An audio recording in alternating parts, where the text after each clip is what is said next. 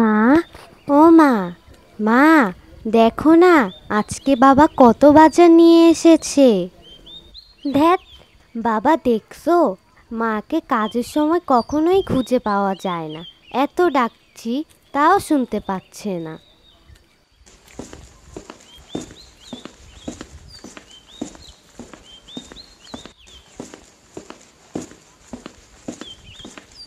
কি হয়েছে রে বাবা, এত চিৎকার চেঁচামেচি করছিস কেন? আমি তো তোদের জন্য নাস্তা বানাচ্ছিলাম। আবার তো সময় মতো নাস্তা না দিলেও বাড়ি মাথায় তুলবি। কি হয়েছে এবার বল, আমি শুনছি। কি আবার হবে, আমরা কত বাজার এনেছি, তোমাকে এগুলো না দেখালে কি আমার শান্তি লাগে? হয়েছে হয়েছে, খুব ক্ষুধা পেয়েছে। তাড়াতাড়ি ভিতরে চল, আগে কিছু খেয়ে নেই। সারা রাস্তা তো আমার মাথা নষ্ট করেছিস, এবার মার সাথে কর। তুমিও ছেলে একটা বানিয়েছো, সারাটা রাস্তা কথা বলে বলে আমার কান ঝালাপালা করে ফেলেছে। তোমাকে তো কথা একটা বলাই হয়নি। তোমার ছেলে তো আজকে বায়না ধরেছে তাকে নানার বাড়ি নিয়ে যেতে হবে। এখন আমি তো তাকে কথা দিয়ে দিয়েছি যে তাকে নানার বাড়ি নিয়ে যাব। তুমি কি বলো? চলো, সামনে তো দুদিন বন্ধ আছে, এই দুদিন যেও নানার বাড়ি থেকে ঘুরে আসি। তোমারও বাবার বাড়ি যাওয়া হলো, ওরও নানার বাড়ি ঘোরা হলো, আর আমিও একটু শ্বশুর বাড়ি থেকে বেরিয়ে আসলাম। কি বলো বউ? আমি কি বলবো?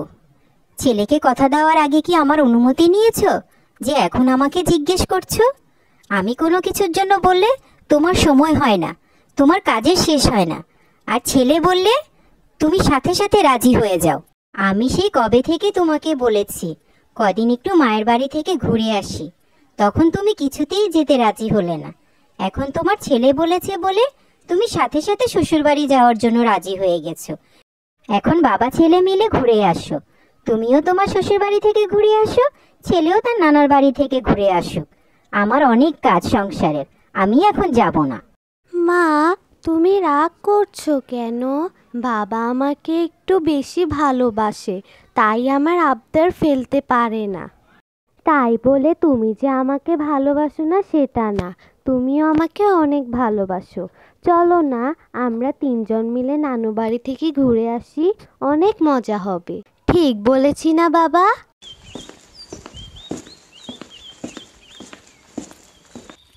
এই দাঁড়াও, একটু জিরিয়ে নে। হাঁটতে হাঁটতে হাঁপিয়ে গিয়েছি। আজকে দেখে আমার ছেলের একটু ক্লান্তও লাগছে না, সে বেজায় মনের আনন্দে হেঁটে যাচ্ছে। আমার বাবা একটু হাঁপানি ছুটে গেছে, একটু জিরিয়ে নি, তারপরে যাচ্ছি। ঠিক আছে বাবা? তোমার ছেলের ক্লান্ত লাগবে কেন? সে তো আজ বেজায় খুশি, সে তার নানুর বাড়ি যাচ্ছে। সারা রাত আমাকে ঘুমাতে দেয়নি। কতক্ষণ পরপরই খালি সকাল হয়েছে বাবা, সকাল হচ্ছে না কেন, এভাবেই তার রাত কেটেছে। তা নানুর বাড়ি কি এভাবে খালি হাতেই চলে যাবে বাবা? নানুর জন্য কিছু নিবে না? নেব না কেন? নানুর বাড়ি থেকে কেউ খালি হাতে যায়? তুমি নানুর জন্য দামি দামি চকলেট, চিপস আর অনেকগুলো বিস্কিট কিনে নাও। ও মা, আমি তো ভুলেই গিয়েছিলাম, নানুর জন্য আরও কতগুলো জুসও কিনে নিই, নানু খেয়ে মজা পাবে। কি বলছিস এসব বাবা? নানুর জন্য চকলেট, চিপস, বিস্কিট, জুস কিনে নিব? এগুলো কি নানুর পছন্দের খাবার, নাকি এগুলো সব তোর পছন্দের খাবার? আরে মা, তুমি তো জানো না, আমি যেটা খেতে পছন্দ করি আমার নানুও সেটা পছন্দ করে। মানলাম নানুর একটু বয়স হয়েছে, চাইলে তুমি নানুর জন্য একটু পান সুপারি নিতে পারো। এখন চলো তো, এত কথা বলে সময় নষ্ট করলে নানু বাড়ি যেতে যেতে দেরি হয়ে যাবে না? নানু, নানু, তুমি কোথায়? দেখো কে এসেছে। কি ব্যাপার, ওরা বের হয়ে আসছে না কেন? ওরা কি কেউ বাড়িতে নেই?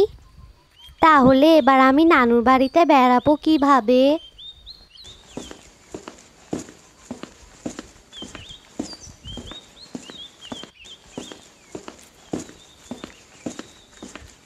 ও মা, এটা কে? আমার নানা ভাই? আমার নানা ভাই বাড়িতে এসেছে, আর আমি বুঝি বাড়িতে থাকবো না? এটা কিভাবে সম্ভব? আসো আসো নানা ভাই, কতদিন পরে তোমার মুখটা দেখলাম। ওরে আমার নানা ভাই, কতদিন পরে নানুকে দেখতে এসেছিস। তোকে ছাড়া থাকতে যে নানুর কত কষ্ট হয়। তা আমার নানু ভাই আজকে কি খাবে? আমার নানু ভাই আজকে যা খেতে চাইবে নানুমণি আজকে তাই রান্না করব। বলো নানা ভাই, তুমি কি খেতে চাও? নানু, মামা কোথায়? আমি আগে কচি ডাবের পানি খাবো। মামাকে বলো আমাকে কচি ডাব পেড়ে দিতে। মামাকে বলতে হবে না নানা ভাই, মামা কচি ডাবি পারতেছে। তুমি গিয়ে দেখো। তোমার ছেলেকে দেখেছো? নানুর কাছে তার বায়নার কোনো শেষ নেই। আজকে নানুকে আর মামাকে পেয়ে বাবা মার কোনো খবর নেই। বাচ্চা মানুষ, বুঝো না কেন? যারা আদর করবে তাদের কাছেই বায়না করবে। আসছে যখন ওকে ওর মতো আনন্দ করতে দাও।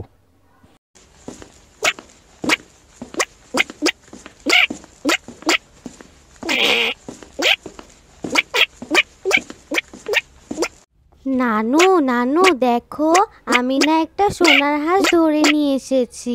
তুমি আমাকে এই সোনার হাঁসের মাংস রান্না করে দাও। আমি আজকে এই সোনার হাঁসের মাংস দিয়ে ভাত খাবো। বাবা দেখো, এই সোনার হাঁসটা দেখতে অনেক সুন্দর না? এর মাংস খেতেও অনেক মজা লাগবে নিশ্চয়ই। এটা সোনার হাঁস না বাবা, এটা একটা সোনালী রঙের হাঁস। তবে এই সোনালী রঙের হাঁসের মাংস দিয়ে ভাতের থেকে মনে হয় খিচুড়ি খেতে বেশি মজা লাগবে। তুমি কি বলো? মা তার জামাইয়ের জন্য সোনালী রঙের হাঁসের মাংস আর খিচুড়ি রান্না করেছে, আর তার নাতির জন্য সোনার হাঁসের মাংস আর ভাত রান্না করেছে। এবার তোমাদের বাপ ছেলের যেটা খেতে মন চায় তোমরা সেটাই মজা করে খাও। কি বাবা, তুমি কি তোমার সোনার হাঁসের মাংস দিয়ে ভাত খাবে না খিচুড়ি খাবে? ছেলে কি খাবে জানি না, তবে আমি হাঁসের মাংস দিয়ে খিচুড়ি খাবো, এটার কোনো জবাব নেই। তারপর যদি হয় মায়ের হাতের রান্না, মায়ের হাতের রান্না তো অতুলনীয়। বাবা, তুমি খাবে না? তুমি ভেবে দাঁড়িয়ে আছো কেন? কি হয়েছে? তুমি তো সোনার হাঁসের মাংস রান্না করতে বলেছো, নানু তো তাই রান্না করেছে। তাহলে খাচ্ছ না কেন বাবা? বাবা, প্রতিদিন তো তুমি বা মাই আমাকে খাইয়ে দাও। আজকে আমি তোমাদের কারো হাতে খাবো না। আজকে আমি আমার নানুর হাতে খাবো। নানু আমাকে সোনার হাঁসের মাংস দিয়ে মজা করে খাইয়ে দেবে। কি নানু, তুমি আমাকে সোনার হাঁসের মাংস দিয়ে খাইয়ে দেবে না? কেন দিব না নানা ভাই, তোমার জন্যই তো মজা করে রান্না করেছি। তোমাকে না খাইয়ে দিলে কাকে খাইয়ে দিব? তুমি বসো, নানু এক্ষুনি তোমাকে খাইয়ে দিচ্ছি। নানু, সোনার হাঁসের মাংস খেতে কি যে মজা! আমি যাওয়ার সময় তুমি আমাকে বেশি করে সোনার হাঁসের মাংস রান্না করে দেবে, ঠিক আছে? ঠিক আছে নানা ভাই, তুমি যাওয়ার সময় নানু তোমাকে বেশি করে সোনার হাঁসের মাংস রান্না করে দিব, সাথে অনেকগুলো সোনার হাঁসও দিয়ে দিব। তোমার যখন খেতে মন চাইবে তখনই তুমি খেও।